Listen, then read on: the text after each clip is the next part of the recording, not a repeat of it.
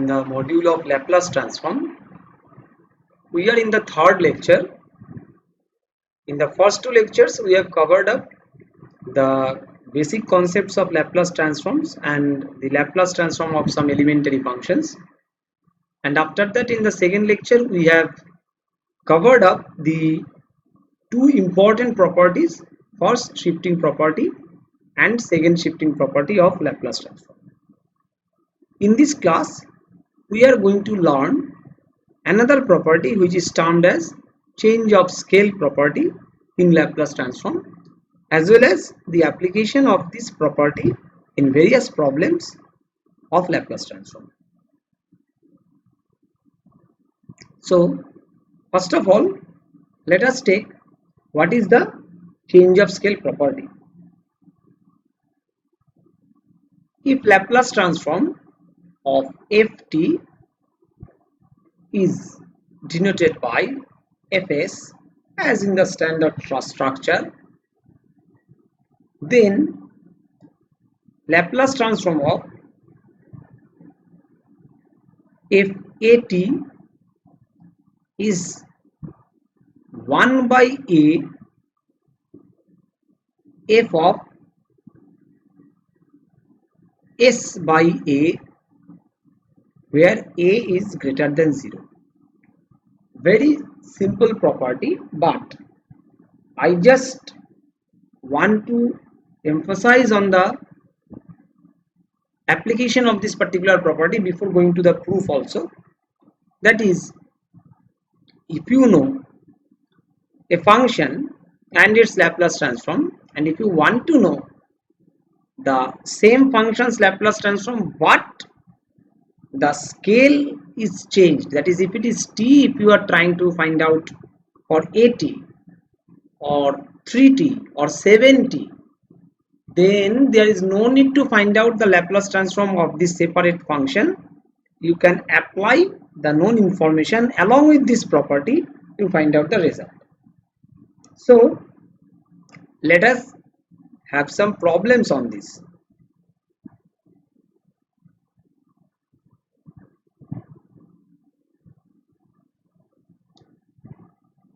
Before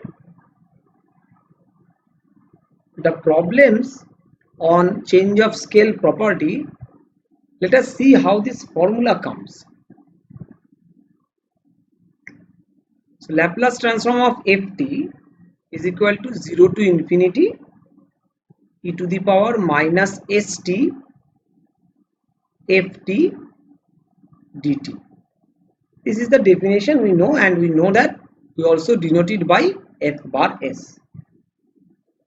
So Laplace transform of fat, if we want to find it out, then according to the definition it will be 0 to infinity e to the power minus st f of at dt. Now please check, as it is improper integration, we are writing it as limit b tends to infinity, then 0 to b e to the power minus st f of at dt. And in the next line we can write it as limit b tends to infinity 0 to ab. So what the limit I am writing here, we are assuming at is equal to x, so we can write dt is equal to dx by a, as well as the limits will be from 0 to ab. So that is why we have changed the limit from 0 to ab e to the power minus s x by a. I have replaced t by x, then it is fx, and in place of dt we can write dx by a.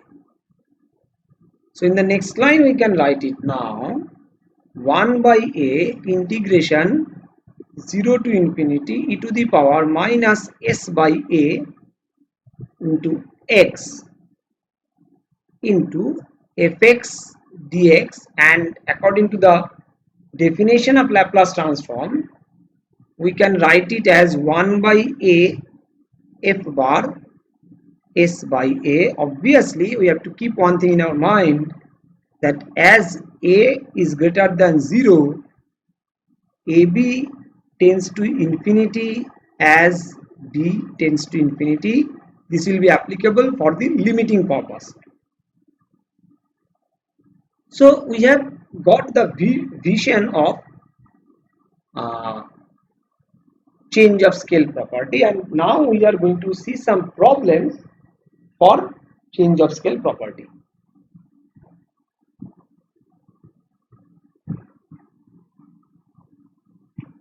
Now suppose we have a problem in this form. We have to find out the Laplace transform of ft is equal to sin at by t, where it is given to us Laplace transform of sin t by t is equal to tan inverse 1 by s. We can prove it, but it is a very standard result what we have to use in various problems, and we can keep it also in our mind for further uses. So what we have to find out? We have to find out this Laplace transform of this function ft. Now we know change of scale property tells us that Laplace transform of f of at is equal to 1 by a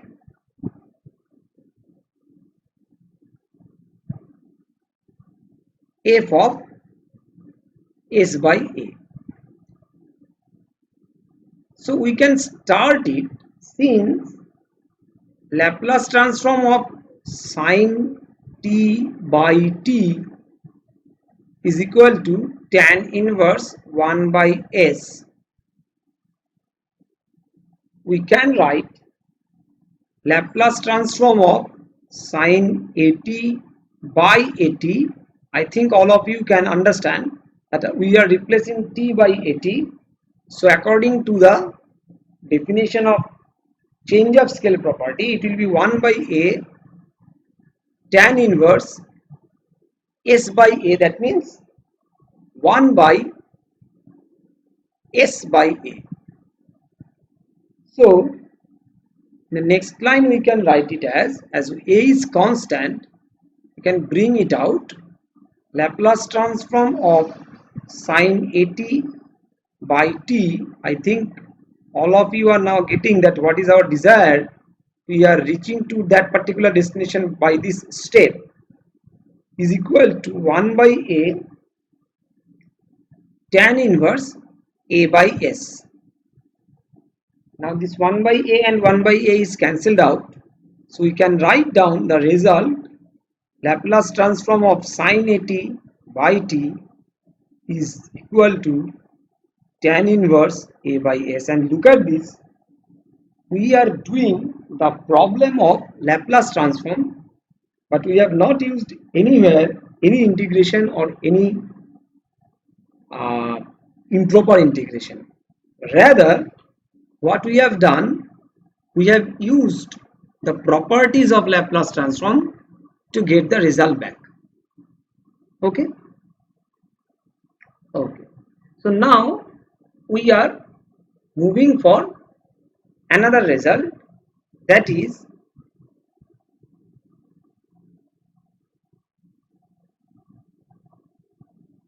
the problem we have to solve is given as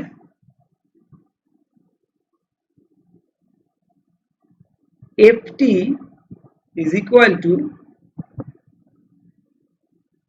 sin t when t is in between 0 to pi, and 0 when t is greater than pi.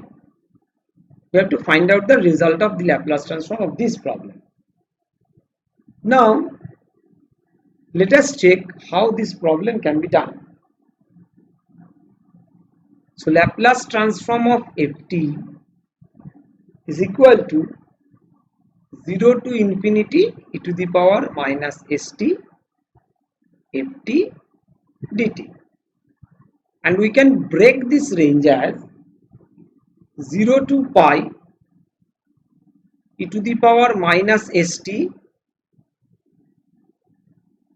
sin t dt plus pi to infinity e to the power minus st then 0 then dt.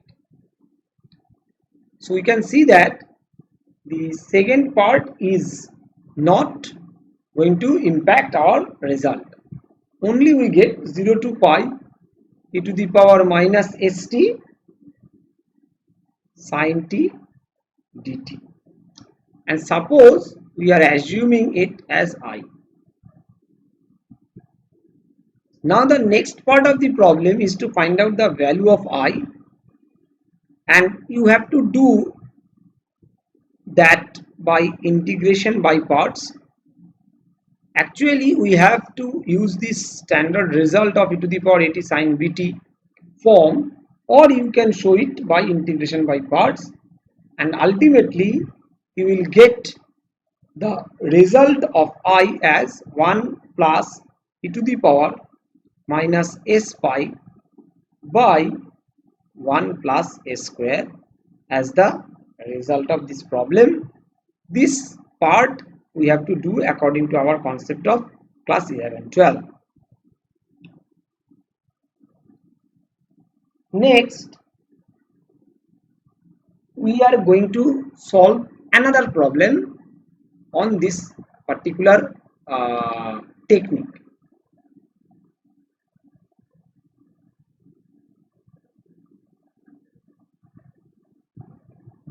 The problem is stated as, if Laplace transform of ft is p square minus p plus 1 by 2p plus 1 whole square into p minus 1, show that Laplace transform of f of 2t is equal to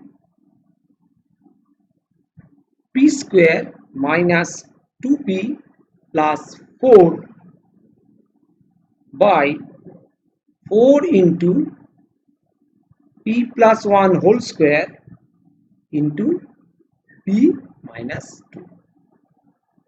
So before starting the solution process of this problem, we can easily identify that ft is given, f2t is asked. That means we have to think for change of scale property, and change of scale property tells us that Laplace transform of f of at is equal to 1 by a f bar s by a. But here the parameter is given as p, so we have to replace s by p. Okay, so using this definition, Laplace transform of f of 2t will be equal to 1 by a, that is why it will be 1 by 2, then p by 2, p will be replaced by p by 2, p by 2 whole square minus p by 2 plus 1 by 2 into p by 2 plus 1 whole square into p by 2 minus 1, and after simplifying we will get the result as desired, that is p square minus 2p plus 4 by 4 into p plus 1 whole square into p minus 2. So these big expressions can be easily handled if we can identify the suitable property what we have to use for the solution of the problems. Before concluding this lecture, I just want to mention some small problems, as if we have to find out Laplace transform of sine 3t cos 2t. So obviously we will not proceed according to the definition of Laplace transform, that by multiplying this sine 2t cos sine 3t cos 2t by e to the power minus st and then integrating it 0 to infinity. Instead of that, we are trying to manage this expression into some function so that the standard Laplace transform can be used. So what is that process?